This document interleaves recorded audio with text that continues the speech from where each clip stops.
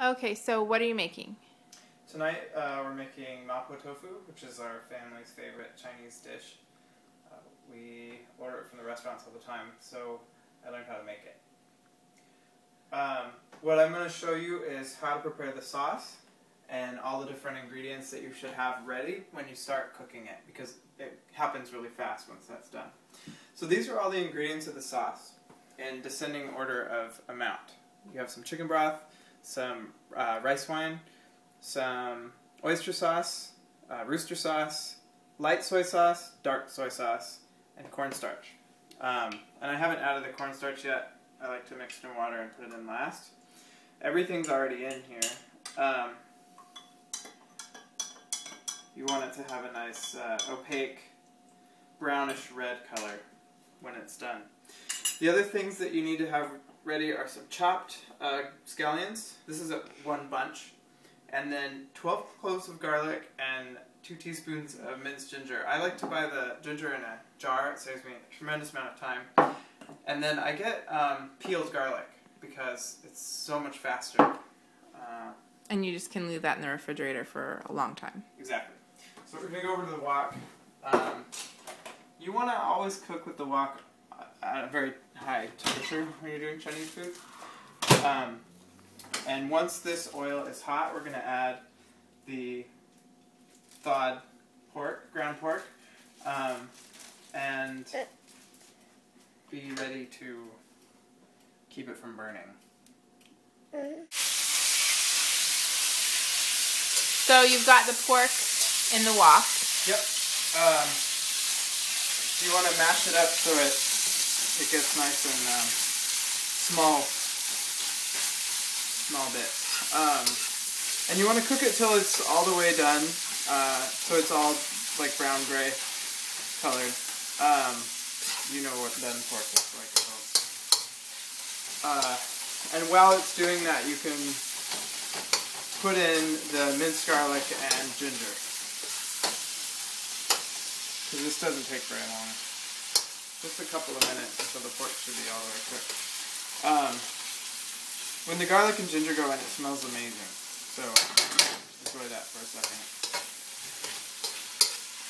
Can you take this rice away from Ari? Yeah.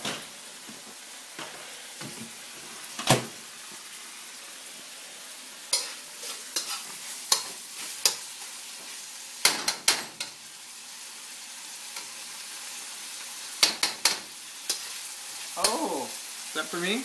Thank you.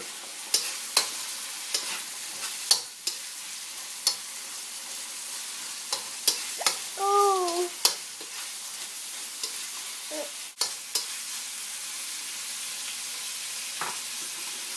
Okay, so a lot of Chinese recipes, they call for the ginger and the garlic, because they're really aromatic, to come in at the very end of the sautéing part. And it preserves the flavor. Sometimes you see the recipes ask for it at the beginning, and you can kind of just use your judgment about when you want to do it. The next piece to go in is the scallions. You want to kind of mix them.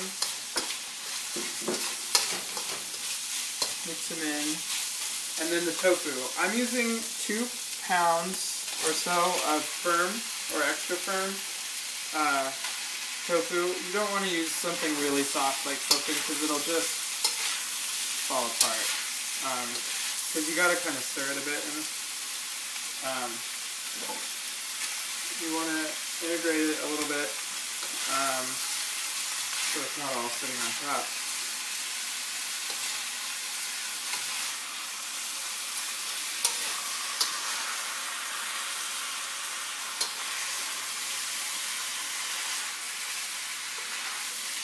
So about like that. And then you put your sauce in. So there's 4 teaspoons of cornstarch in the sauce, so it's going to thicken pretty considerably. So you just want to kind of cover it, let the sauce cover your mix. You can put a lid on it for a second, and let it cook for about, I don't know, a minute.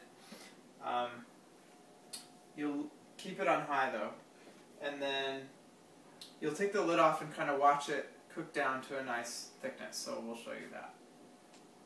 Okay, so this has been cooking for a couple minutes. Yep, about 3 to 4 minutes. And this is what the sauce should look like when it's done. It clings to everything.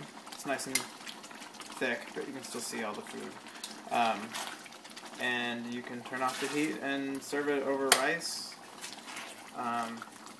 It's pretty tasty, not too spicy. And we like to eat it with broccoli, too, steamed broccoli. We do, so that's happening. You can add extra chili sauce or a little bit of white pepper if you want to increase the spiciness.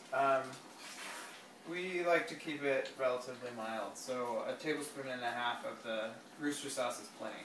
But that's because we're feeding it to this guy. Yeah.